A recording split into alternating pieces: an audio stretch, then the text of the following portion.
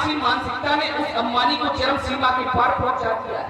एक सिद्धांत बताया गया, विनाश पहले विपरीत बुद्धि। जब किसी व्यक्ति का विनाश सभी पे आता है तो उस समय व्यक्ति की बुद्धि काम नहीं करती। उसको कई प्रकार से समझाया जाए तो उसके समझ में नहीं आता, उस समझाने वाला व्यक्ति भी उसे गलत लगता है। जैसे एक प्रमाण आया, विनती करूं जोड़कर रावण। प्रिय हनुमान ने हाथ जोड़कर के उस अंबानी रावण को समझाया कि माता सीता को वापस कर दो, लेकिन उसने हाथ जोड़ने का गलत अर्थ लगाया। उसने हनुमान जी को ही कमजोर समझ लिया। वो पढ़े नहीं हमारे बजरंगी के चक्कर में रावण को पता पड़ जाता कि उनमें कितना दम था। हम तो आज अपने बजरंगी से ये कहेंगे, ऐसी सैन्य सजइयो बजरंगी की छाती फट जाए दुश्मन की। आज ऐसी सेना को सजाना है कि उस सेना को देखकर के उस अंबानी रावण की छाती फट जाए। मैं विचार करता हूं दूसरी ओर लंका में ध्यान देता हूं तो वहां पर शुभ आचरण भी नहीं होते। शुभ आचरण कतौ नहीं हुई, देव विप्र गुरु मान न कोई। जहां पर शुभ आचरण न होते हो, जहां पर देवताओं का सम्मान न होता हो, जहां पर ब्राह्मणों का सम्मान न होता हो, जहां पर गुरुओं का सम्मान न होता हो, तो वहां पर सद्भावना नहीं हो सकती, वहां पर पाप की भावना होती है। तभी कहा गया, जाते रही भावना जैसी फिर वो मूरत देखी तुम कैसी। किसी विद्वान ने एक सिद्धांत बताया, मंत्रे तीर्थे तुझे देवे देवज्ञ भेजे गुरु यादर्शी भावना प्राप्ति भवति। मंत्र में, तीर्थ में, देवताओं में, साधु में, संत में, यज्ञ में, वैद्य में, भोजन में जिसकी जैसी भावना होती है उसको वैसा फल ही प्राप्त होता है। और जैसा खाओगे अन्न वैसा बनेगा मन। भाई आप सात्विक भोजन करेंगे तो सात्विक विचार होंगे, सत्कर्मों में विलुप्त होंगे। लेकिन जब आप गंदा भोजन करेंगे, तामसी भोजन करेंगे तो क्या करेंगे? माता सीता का हरण उस अंबानी रावण ने कर लिया। मैंने एक लिखित पत्रिका भेजी, रावण पर दीजिए एक पाती, लक्ष्मण वचन 5 कुल घाटी, कहूं मुखागर मूर्तन मम संदेश उदार, माता सीता जन्म लग्न आवाकाल तुम्हार। मैंने कहा माता सीता को वापस लौटा दो, नहीं तो समझ लो तुम्हारा काल तुम्हारे समझ खड़ा है। लेकिन तब भी समझ में नहीं आया। उसने प्रतिज्ञा कर ली, माता सीता ना समर्पयामि, मैं माता सीता को वापस नहीं लौटाऊंगा। और जो व्यक्ति संसार में गलत हो उसे समझाने वाले बहुत हो, वो तब भी न समझे तो ऐसे व्यक्ति के साथ क्या करना चाहिए? तो किसी दूसरे विद्वान ने उत्तर दिया, सटे साठ्यम समाचरित, ईट का जवाब पत्थर से दे दो। एक गाल के थप्पड़ मारो तो दूसरा कर, तैयार हो जाओ, क्योंकि वो रावण का पतन अब नजदीक आ चुका है। उस पापी का फल भर चुका है। मैं विचार करता हूँ लंका की ओर, उसकी स्वयं भार्या मंदोदरी ने एक बार नहीं कई बार उसको समझाया, तब भी समझ में नहीं आया। उसके पुत्र प्रस्थ ने उसको समझाया, तब भी समझ में नहीं आया। उसके भाई विभीषण ने उसको समझाया, बड़ा क्या निकला, लाख के लंका से बाहर कर दिया। हे नाथ, ऐसा व्यक्ति अब क्षमा प्राप्ति नहीं बल्कि दंड का भागी है। इसलिए हे नाथ, दे दे आज्ञा हम सबको, जो कहते हैं रथ को करके लंका में बीच हाहाकार मचा देंगे, सिखला देंगे उस अंबानी को हम में कितना पानी है, कहीं मौत से डरते हर कोई नहीं है। आवेदन हुआ, निवेदन हुआ, संवेदन हुआ, अब तो देवराजन की बारी है। बस नाथ आज आपकी आज्ञा हो जाए तो लंका पर चढ़ाई बस आज आपकी आज्ञा की देरी है। कौन कौन चाहता है उस पापी रावण का सत्यानाश हो जाए? कोई नहीं चाहता, सभी चाहते हैं। एक बात है, माता का जयकारा मंदिर में माता है, मेरे पूजा करने के लिए बहुत जल्दी आती है उल्लंघन।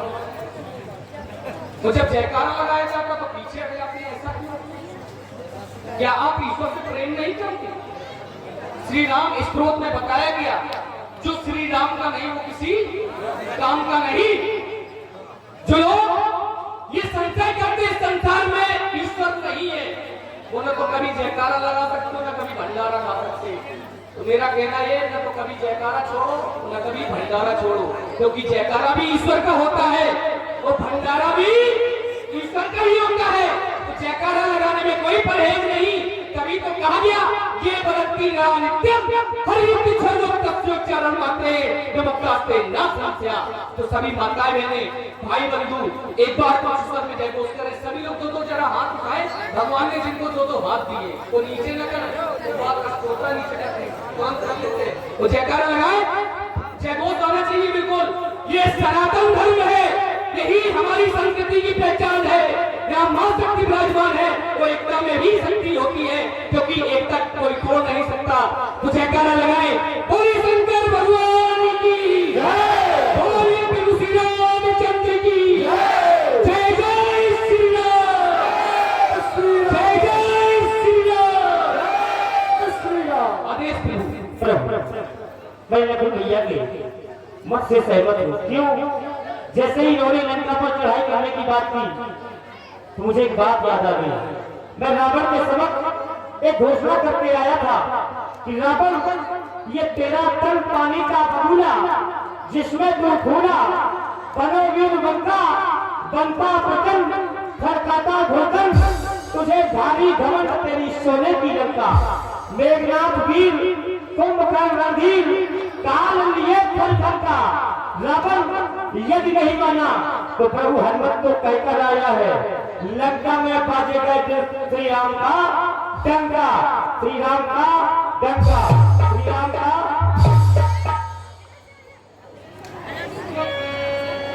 हेलो, हाँ भैया बोलो खेरापत सरकार की।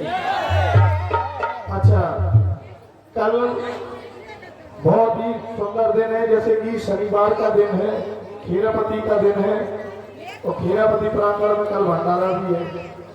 तो भंडारे के लिए हम आमंत्रित करते हैं बुढ़ावली, उल्लन, रजपुरा, चौकरी, तेजपुरा, गुआवली, सिलगुआ, बंगरादवा, पठा, पलरा, लोरगुआ, बमौरी।